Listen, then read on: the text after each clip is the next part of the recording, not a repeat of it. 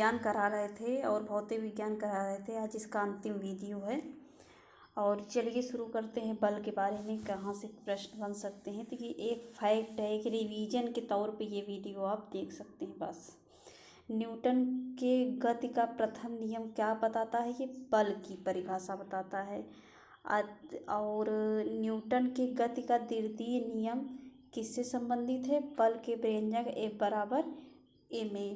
और बल की बात करें तो प्रकृति के अनुसार ये 4 प्रकार के बल होते हैं: गुरुत्वाकर्षण बल, विद्युत चुंबकीय बल, नाभिकीय बल और दुर्बल बल। नाभिकीय बल को ही प्रबल बल, और दुर्बल के बल क्या होता है? गुरुत्वीय बल सबसे कमजोर छीड़, जबकि नाभिकीय बल सबसे प्रबल होता है। तो ये प्रश्न बनता है कि सबसे प्रबल बल कौन सा होता है, सबसे दुर्बल? तो सबसे प्रबल बल कौन सा होता है? नाभिकीय। सबसे दुर्बल गुरुत्वीय बल। गुरुत्वाकर्षण बल देखिए, न्यूटन के अनुसार दो वस्तुओं के बीच लगने वाले बल को हम क्या कहते हैं? आकर्षण बल को क्या कहते हैं? गुरुत्वाकर्षण बल। यदि एक किलोग्राम के दो पिंड को 1 मीटर की दूरी पर रखा जाए तो उनके मध्य 6.67 ×10⁻11 न्यूटन का बल लगेगा। यह बल बहुत कम होने के कारण इसका अनुभव नहीं होता है। गुरुत्व बल क्या होता है? ये परिभाषा पूछी जाती है। पृथ्वी प्रत्येक वस्तु को अपनी ओर जिस बल से आकर्षित करती है उस बल को पृथ्वी का गुरुत्व बल कहते हैं। विद्युत चुंबकीय बल क्या होता है? ये बल आकर्षण अथवा प्रतिकर्षण बल है एवं परास इसका अधिक होता है। और प्रबल बल, नाभिकीय बल एक प्रबल बल होता है।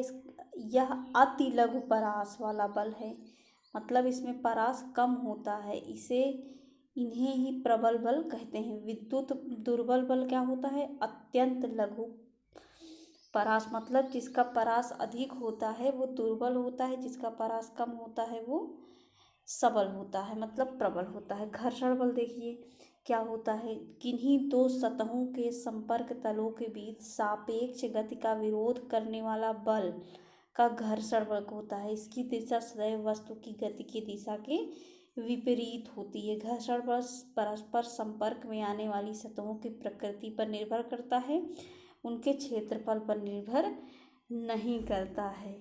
घर्षण बल से लाभ देखें तो जैसे माचिस की तीली को माचिस की सतह पर रगड़ने पर जो जल जाता है, घर्षण के कारण। गाड़ियों के ब्रेक घर्षण बल के कारण ही कार्य करते हैं। तो ये सब है। हानि क्या है? जूते घर्षण बल के कारण ही घिस जाते हैं। तो ये सब आप लोगों को सब पता है। अब पहियों के टायरों में छोटे छोटे खांचे बने होते हैं, ये घर्षण बल के बढ़ा देते हैं जिससे फिसलता नहीं। अब देखिए भार के बारे में। भार क्या है? सर्वाधिक पृथ्वी पर वस्तुओं का भार सबसे ज़्यादा कहाँ होता है? ध्रुव पर। सबसे कम भूमध्य रेखा पर। ये सब फैक्ट हैं, ये सब प्रश्न बनते हैं। कृत्रिम उपग्रह में रखी वस्तु क्या होगी? भारहीनता की अवस्था में होगी। चंद्रमा पर वस्तु का भार क्या होगा? पृथ्वी की तुलना में 6ठा भाग। पृथ्वी अपनी अक्ष के परितः घूमना बंद कर दे तो क्या होगा? वस्तुओं के भार पे क्या प्रभाव पड़ेगा? ध्रुवों का अतिरिक्त प्रत्येक स्थान पर वृद्धि हो जाएगी। पृथ्वी की घूर्णन गति बढ़ने पर वस्तुओं के भार पर क्या प्रभाव पड़ेगा? ध्रुव के अतिरिक्त हर जगह वस्तुओं में कमी आ जाएगी। पृथ्वी की घूर्णन गति कम कर दें तो क्या होगा? ध्रुव के अतिरिक्त प्रत्येक वस्तुओं की भार में वृद्धि हो जाएगी। अगर हम गति बढ़ाएंगे तो भार कम लगेगा, यदि हम गति कम करेंगे तो भार में वृद्धि हो जाएगी। पृथ्वी पर भार का मान अक्षांश के साथ साथ होता है, परिवर्तित होता रहता है। लिफ्ट के अगर हम ऊपर जाएंगे तो भार क्या होगा? बढ़ा हुआ प्रतीत होगा। और अगर नीचे जाएंगे तो भार कम प्रतीत होगा। और लिफ्ट टूट जाए तो क्या होगा? भारहीनता की कमी हो जाएगी, भारहीनता लगेगी कि भार ही नहीं है। लिफ्ट के समान चाल से ऊपर या नीचे जाने पर उस पर स्थिति वस्तु का आभासी भार क्या होगा? वास्तविक भार के बराबर। अगर हम ऊपर नीचे समान चाल से चलें तो आभासी भार क्या होगा? वास्तविक भार के बराबर हो जाएगा। जंग लगने पर क्या होता है? लोहा का भार जो होता है वो बढ़ जाता है। ये प्रश्न बने हैं। और सरल लोलक के बारे में देख लीजिए। कृत्रिम उपग्रह में लोलक घड़ी कार्य नहीं करती है। कृत्रिम उपग्रह में लोलक घड़ी कार्य नहीं करती है। आवर्तकाल का मान किस पर निर्भर नहीं करता? द्रव्यमान पर निर्भर नहीं करता। और चंद्रमा पर लोलक घड़ी ले जाने पर आवर्तकाल क्या हो जाएगा? बढ़ जाएगा। कृत्रिम उपग्रह में लोलक घड़ी का आवर्तकाल अनंत होता है। आवर्तकाल क्या होगा? अनंत। यदि कोई लड़का झूला झूलते समय खड़ा हो जाए तो आवर्तकाल क्या हो जाएगा? घट जाएगा। गर्मियों में लोलक घड़ियाँ क्या होती हैं? सुस्त होती हैं और सर्दियों में तेज चलने लगती हैं। सर्दियों में लोलक घड़ी का आवर्तकाल घट जाता है ना, इसीलिए तेज चलती हैं। गर्मियों में लोलक आवर्तकाल बढ़ जाएगा, अपोजिट हो जाएगा। पृष्ठ तनाव देखिए, किसी द्रव का पृष्ठ तनाव वह बल है जो द्रव के मुक्त पृष्ठ पर खींची गई कल्पित रेखा के एक ओर उसकी एकांक लंबाई के लंबवत तथा पृष्ठ के तल में कार्य करता है। इसके परिभाषा नहीं आता। और न्यूटन प्रति मीटर इसका मात्रक होता है। इसके एग्जाम्पल आते हैं कि जैसे वर्षा की बूंदें गोल होती हैं तो क्यों? तो पृष्ठ तनाव के कारण। लोहे की सुई जल की सतह पर तैरती रहती है, क्यों? क्योंकि पृष्ठ तनाव। यही सब आता है कि एग्जाम्पल किस कारण होता है। जल के पृष्ठ तनाव को कम किया जाता है गर्म करके, तेल या साबुन डिटर्जेंट डालकर। जब ये सब क्या पृष्ठ तनाव कम किया जाता है ये सब करके। और जब द्रव में विद्युत धारा प्रवाहित होती है तो इसका द्रव के पृष्ठ तनाव पर क्या होगा? पृष्ठ तनाव घट जाएगा। जब विद्युत धारा प्रवाहित की जाएगी तो पृष्ठ तनाव उसका घट जाएगा। और जल में अगर हम नमक डाल दें तो क्या होगा? पृष्ठ तनाव बढ़ जाएगा। और द्रव का ताप बढ़ाने पर पृष्ठ तनाव कम हो जाएगा। यदि हम टेम्परेचर हाई कर दें तो क्या हो जाएगा? पृष्ठ तनाव कम हो जाएगा। अब जल में मिट्टी का तेल छिड़कने पर क्या होगा?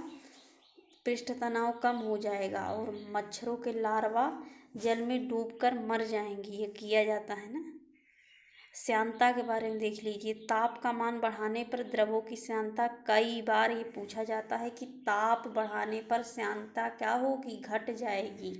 श्यानता क्या ये होता है? जितना गाढ़ा उतने श्यानता अधिक है। टेम्परेचर बढ़ाने पर गैस की श्यानता पर क्या प्रभाव पड़ेगा? ये बढ़ जाएगा। वो द्रवों में श्यानता किसके कारण होती है? अणुओं के मध्य लगने वाले ससंजक बल के कारण। जल और वायु में से किसकी श्यानता अधिक होगी? तो किसकी होगी? हमने कहा ना कि जो गाढ़ा होता है वही उसकी श्यानता है। शहद और जल में किसकी श्यानता अधिक होगी? शहद की होगी। गाढ़े एवं पतले द्रव में देखिए पूछ भी लिया गया है। गाढ़े एवं, ये अच्छे से आ नहीं पाया PDF, सुन लीजिए जो हम बता रहे हैं। गाढ़े का श्यानता अधिक हुई, ये सब प्रश्न बनते हैं। सामान्यतः श्यानता का अर्थ क्या होता है? गाढ़ापन, सभी हम बता दिए। लालटेन या लैंप की बत्ती ऊपर नीचे जो तेल ऊपर चढ़ता रहे, किस कारण? केशिकात्व के कारण। प्लास्टिक पेपर पर स्याही को शीघ्र सोख लेता है, किस कारण? केशिकात्व के कारण। अब हम देखेंगे चुंबकत्व के बारे में। चुंबक में किस स्थान पर चुंबकत्व सबसे अधिक होगा? दोनों सिरों पर। अब कुछ पदार्थों को कृत्रिम विधियों द्वारा चुंबक बनाया जा सकता है। जैसे कृत्रिम विधियों द्वारा चुंबक किसका बनाया जा सकता है? लोहा, इस्पात और कोबाल्ट का। चुंबक के किनारे दोनों सिरों पर को क्या कहते हैं? चुंबक का पोल, ध्रुव। और चुंबक में किस स्थान पर चुंबकत्व सबसे कम होता है? तो मध्य में। यदि किसी चुंबक को धागे से बांधकर स्वतंत्रता पूर्वक लटका दिए जाए तो उसकी दिशा क्या होगी? दक्षिण होगी। अस्थायी चुंबक होते हैं नर्म लोहा। स्थायी चुंबक इस्पात से। ट्रांसफार्मर का कोड बना होता है नर्म लोहा से। ट्रांसफार्मर का सिद्धांत किस पर काम करता है? चुंबकीय प्रेरण के सिद्धांत पर। एक लंबी धारावाही कुंडली कहलाती है पेरिनालिका।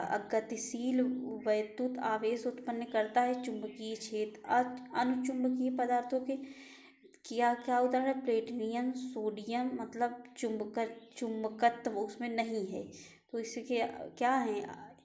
Platinum, sodium, potassium, oxygen, aluminium, ये सब क्या हैं? अनुचुंबकीय। लौह चुंबकीय के क्या हैं? ये सब लोहा, कोबाल्ट, निकेल, ये सब। अब प्रतिचुंबकीय क्या है?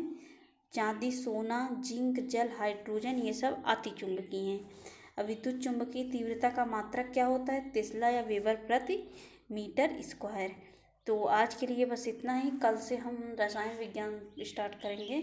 तो वीडियो कैसा लगा फीडबैक ज़रूर दीजिए और हेल्पफुल लगे तो सब्सक्राइब कर दिया करिए।